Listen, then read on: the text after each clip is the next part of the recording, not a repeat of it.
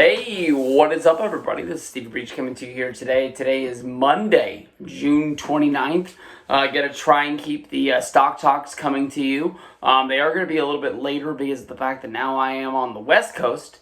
It takes me a little while to get home and then get caught up on see what everything that went down in the market because I'm at work all day and I don't get this. I do I pull up my phone.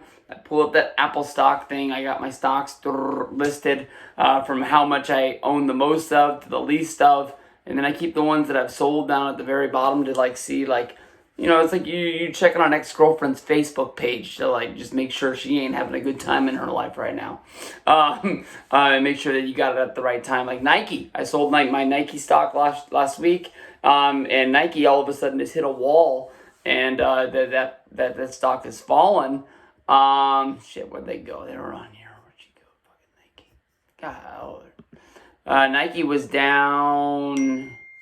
I did see they were down. I remember when I sold Nike, it was up like almost at an all-time high. It was over 100, and I think it's fallen down from there, not like extravagantly.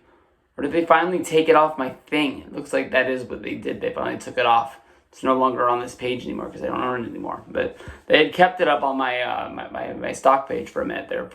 So overall, very, very good day today. The market honestly started out slow, but then it just kept burning. This country wants to make money, and the stocks are willing to show it. A lot of people are thinking that this Corona deal is kind of pushing the United States to sort of close back down and pushes back down to where we were back in March. And I honestly think the people of the United States, I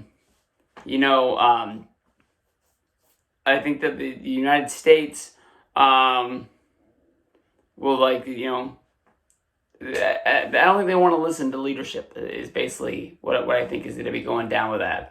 But I had a few stocks down today, nothing down as much as FSLY. FSLY is like some sort of internet site. I don't really know what it is. To me, when I bought it last week or the week before, it was kind of looking at it like it was like the new PENN. How just every day the stock just kept going up, going up, going up. This is the first time that it's honestly kind of got rocked. So it's down 9.6%. It's sitting at 78.15. So I'm still showing a profit on it. Although I did take a little bit of a hit today. But I honestly can't tell you I know what they do, but I believe in the stock is going to bounce back because I think this is the first down day since I've owned it that the stock has really had. And it's really doubled in price in the last month, going from about a $40 to an $80 stock on average. CLSN, that one was down 8.5%. NSPR was down 3%. We had PENN down.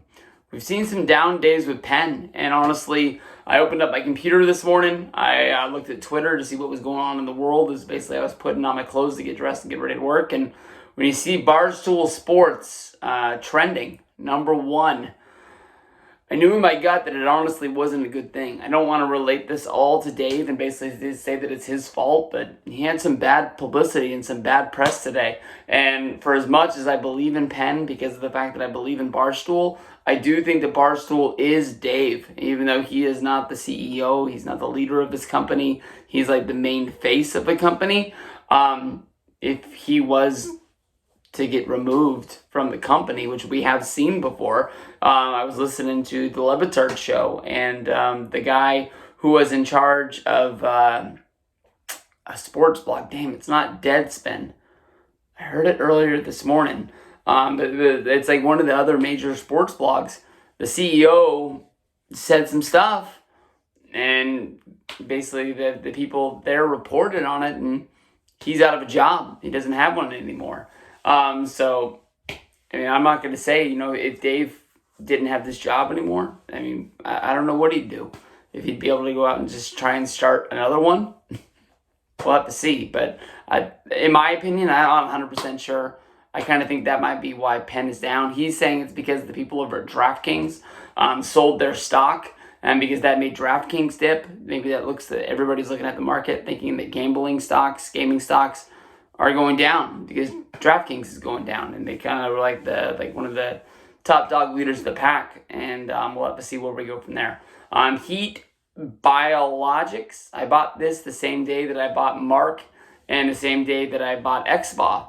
And those ones have been up, they've been down. XBA's had probably more bad days than good, but for some reason I'm up on that one because of that whole split thing they went through. I'm not, dead in the water on this heat biologics. I think overall I lost 34 cents on this investment today. But, hopefully they'll have some sort of earnings report and something can pay off. They make like those little camera deals. It is what it is. So overall, big winners of the day. We had IDEX. It's supposed to be like the Chinese Apple or something like that. That one was up 43%. Still down on that one, but maybe this one's going to start paying off. Boeing up 14%. COTY. This is like a makeup company. I had read that they were trying to get a deal with Kim Kardashian. She sold her part of the company for $200 million, but I guess she's going to stay on as like some sort of spokesman for the company. I think this company is honestly like one of the big people already is her sister, Kylie, or I don't know, fuck it. I'm not gonna act like I know what I'm talking about. I bought it because it was supposed to be like a big deal, and I'm sure like when Gap announced their deal with Kanye West on Friday, I'm sure Gap stock went up as well. So COTY had a monster day, up 13.5%. Hopefully we can keep on growing from there. Cheesecake Factory, who knew this was going to happen, up 13.5%. You can't have 2 weeks the way they did and not go up. So that's why I kept buying shares every day. You want to go down? Well, fuck it, I'll buy some more. Lucan Coffee, it doesn't show up on my Apple deal anymore, but this Merrill Lynch thing says that it was up 11.5%. So I'm still, that's the dog of all dogs. I've lost more money in that one than I've lost in anything else, but I think that money's good. It's gone.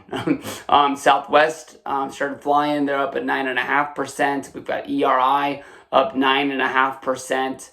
Spirit Airlines started flying up at 8.5%. The cruise lines, Norwegian was up 8%. Red Robin was up 7%. JetBlue was up 7%.